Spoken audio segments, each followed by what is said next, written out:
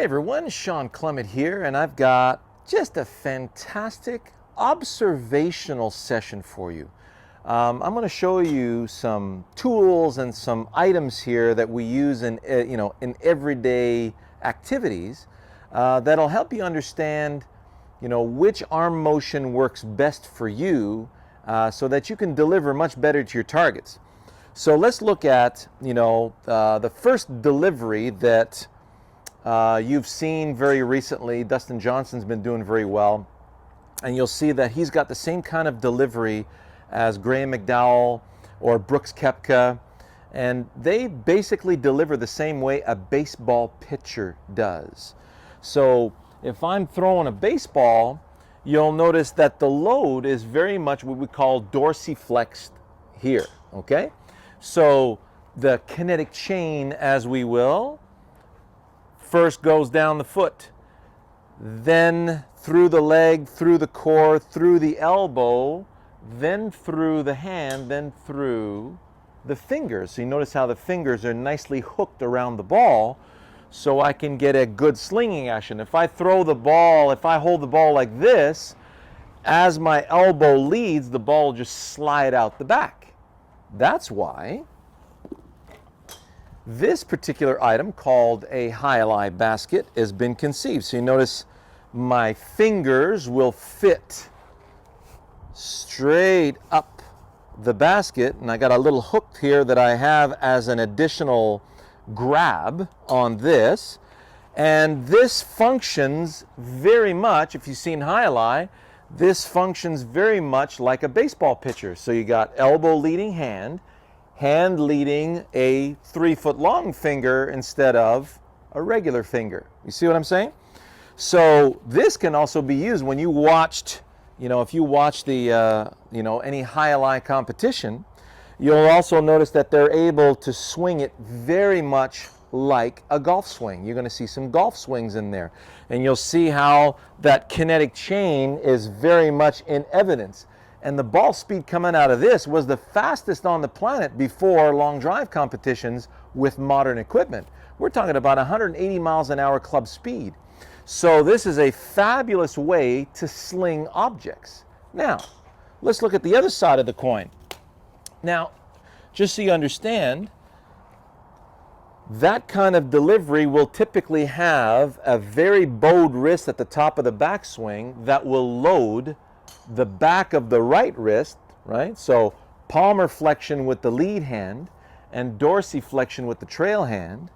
Now, as I'm coming into the shot, I am delivering very much like an underhand pitch in baseball. Now let's look at the other side of the coin. If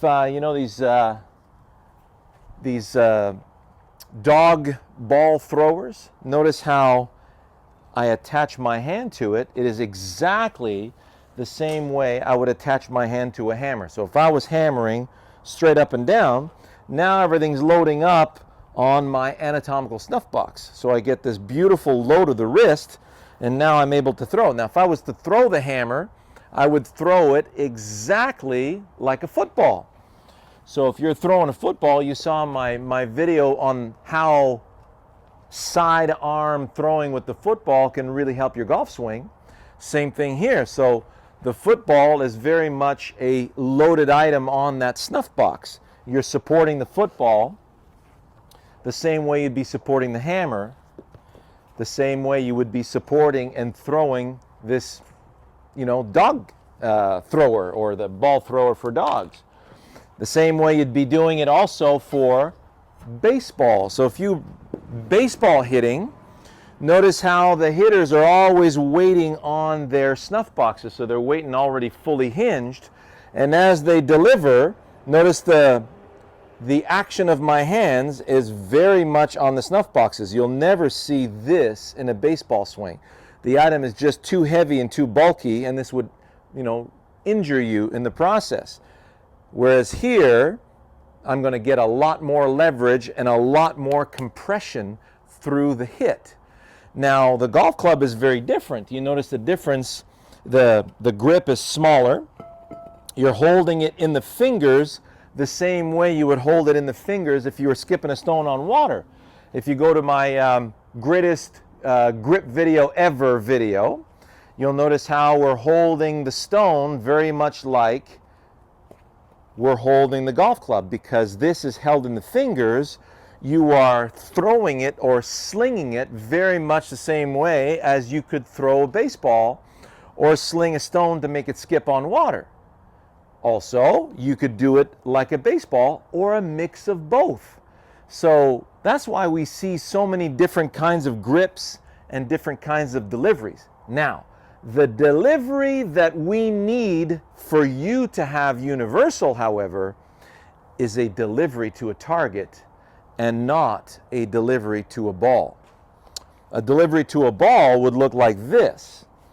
Chicken wing, because I'm throwing everything down here at the ball. That's not where the peak speed needs to be.